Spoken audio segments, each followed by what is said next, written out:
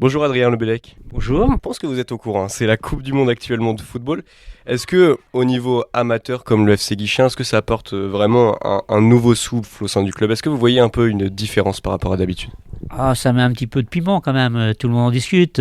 Quand on n'est pas footballeur, on sait qu'il y a de la Coupe du Monde, mais quand on est footballeur, on y attache une importance, oui. Est-ce que vous avez prévu des événements autour de ça au sein du FC Guichen? On en parlait justement hier. Pour l'instant, il n'y a rien de prévu parce que le souci, c'est qu'aussi les bénévoles, ils ont beaucoup travaillé, beaucoup donné toute l'année.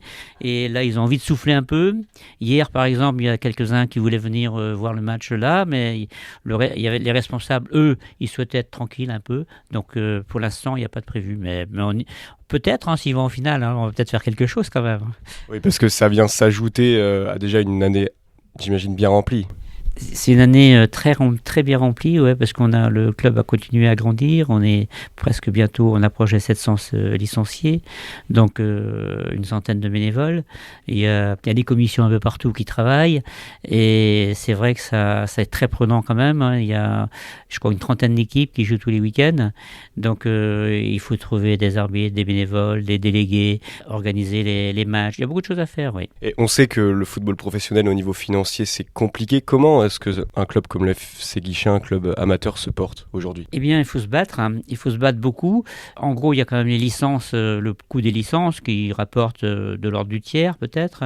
Autrement, il y a un tiers aussi de partenariat, à peu près. Il y a le partenariat public qui est pas très important et le partenariat privé où il faut se battre tous les jours. Et le dernier tiers, en gros, si on dit partout, c'est surtout les événements qu'on organise, genre tournoi, loto, tombola. Et est-ce qu'un événement justement comme la Coupe du Monde permet la saison prochaine d'envisager plus de licenciés, d'être un peu plus tranquille à ce niveau-là? Je pense que si on a plus de licenciés l'année prochaine, c'est surtout au niveau des tout jeunes, parce que les tout jeunes, ils sont un petit peu, surtout si l'équipe de France va loin, je pense que les parents, les jeunes, ils sont un petit peu quand même un peu plus excités à l'idée de faire du football.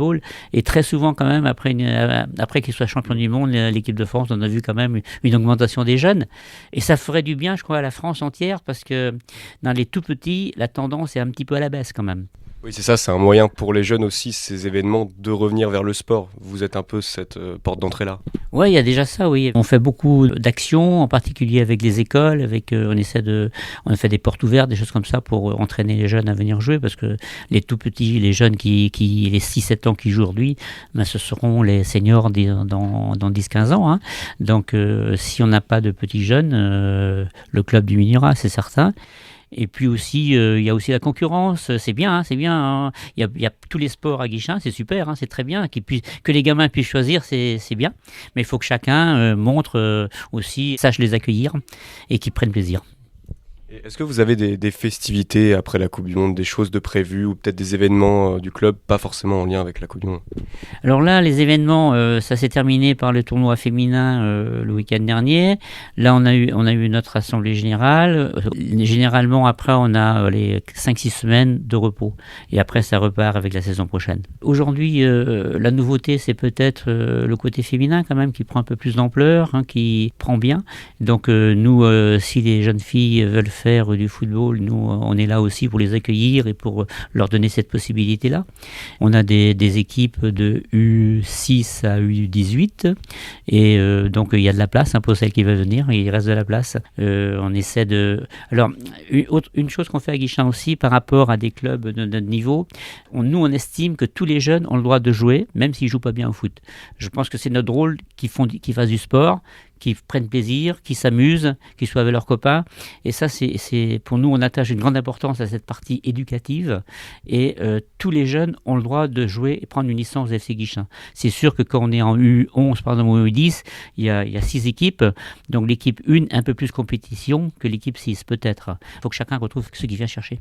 Voilà, le plus important, c'est l'activité physique avant cet aspect compétitif. Complètement. C'est vrai qu'aujourd'hui, on a tendance à rester devant les écrans. Je pense quand même que pour les jeunes, c'est pas mal quand même de courir un peu sur le terrain quand même.